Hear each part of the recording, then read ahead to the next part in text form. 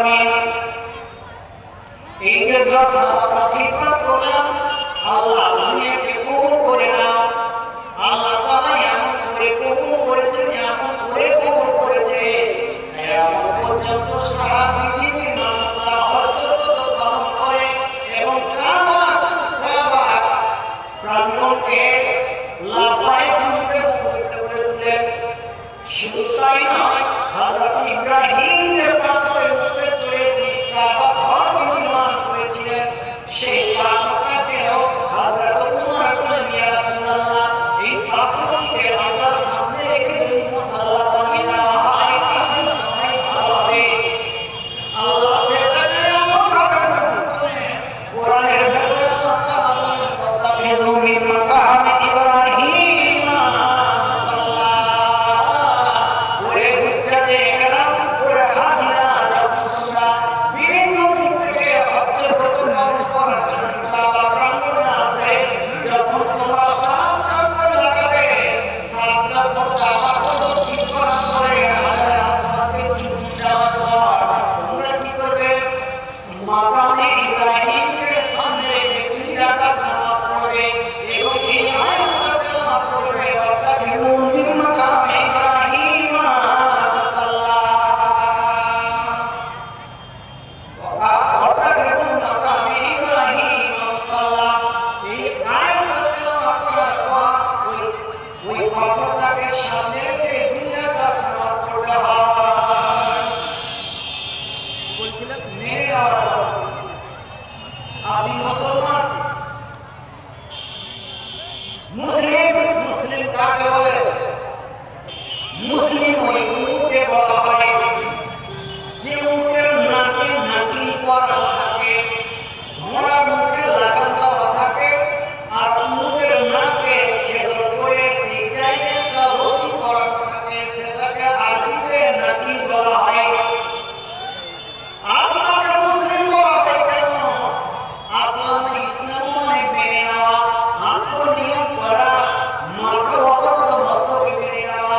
আপনারা আত্মহত্যা চলবেন শরীরের সামনে, আল্লাহ আল্লাহ রাসূলের আইনের সাথে, আর আপনার বিতর্ক চলবে না। যখনই আল্লাহ আল্লাহ রাসূলের কথা শুনবে, অবশ্যই আপনাকে মেনে নিতে হবে। হযরত ইব্রাহিম আল্লাহ বলেন, আসলাম ইব্রাহিম আসলেন।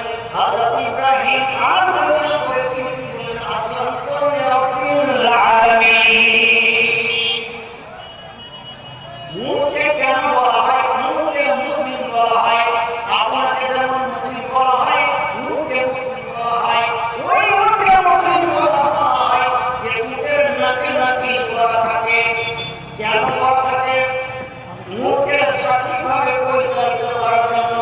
যখন তার মালিক যখন সাওয়ার তার নিচে সাওয়ার হয়ে থাকে, চড়ে থাকে, উটের নাকিটা ধরে যখন কি করে তার মনিটা মালিক ইশারা করে ওই দিকে চল, বড় দিকে যেতে হবে, উট আর কি করে না, উট ভালো দিকে চলে যায় না।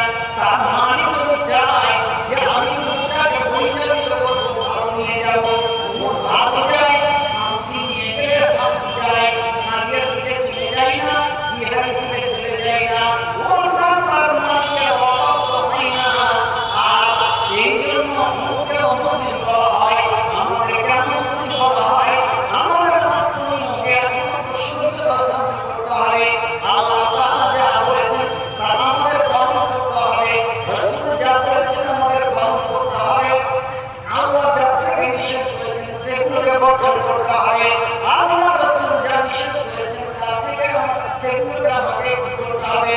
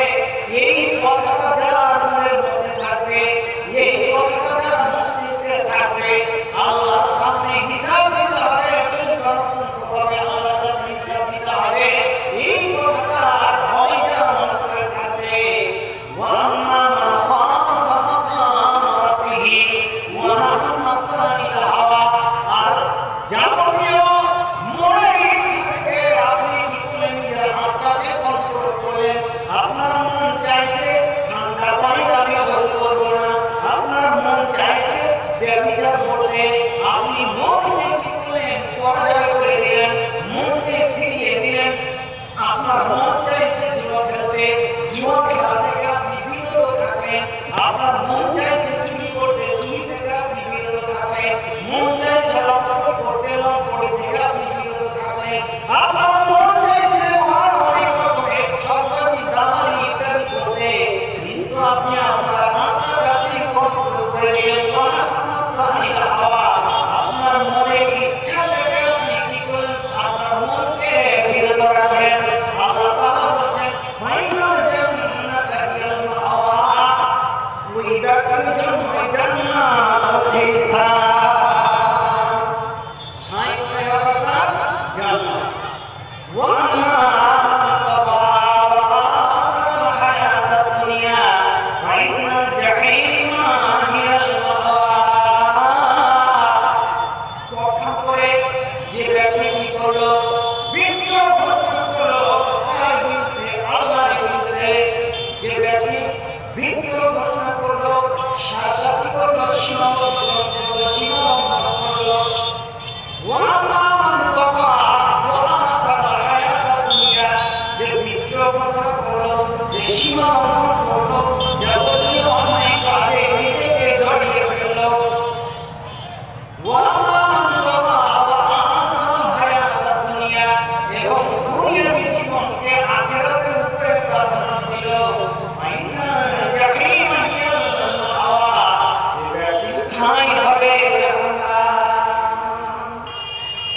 তাহলে দুটো জিনিস জানতে পারলেন। যদি আপনার মনের ইচ্ছা থাকে, আপনি যদি আপনার মনের ইচ্ছা অনেক চাইবে, আপনার মন অনেক কিছু করতে চাইছে, আপনার মনকে আপনি কন্ট্রোল করে শরীরের মোতাবেক জীবনযাপন করেন।